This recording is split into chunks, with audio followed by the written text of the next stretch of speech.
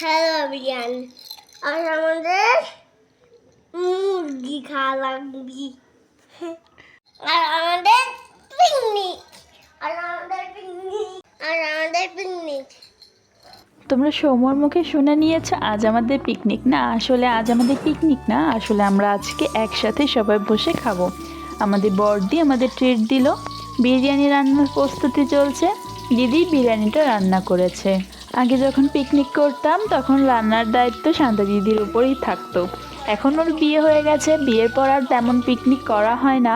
অনেক দিন পর দিদি আজকে বললো চল আমরা সবাই মিলে আজকে একসাথে বিরিয়ানি রান্না করে খাই। আসলে সবাই একসাথে বসে খাওয়ার মজাটাই আলাদা। অনেক দিন পর পর আমাদের বাড়িতে এমনটা হয়েই থাকে, বেশ ভালো লাগে। একটু পর পর আমাদের তানুষ আসছে রান্না কতদূর এগিয়েছে সেটা দেখতে। ওই এসেও রান্না করে এসে অনেক মজা পাচ্ছিল।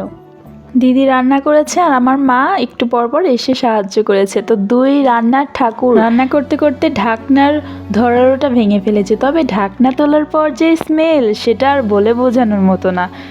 খুবই সুন্দর একটা স্মেল বেরিয়েছে। এবার পরিবেশন করা হবে।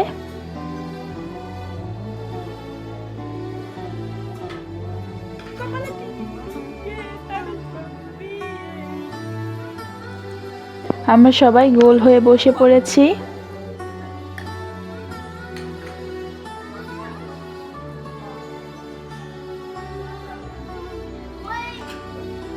এই যে আমাদের বড়দি, যে আমাদের কোনো কারণ ছাড়া বিরিয়ানি খাওয়ালো। থ্যাংক ইউ সবার তরফ থেকে।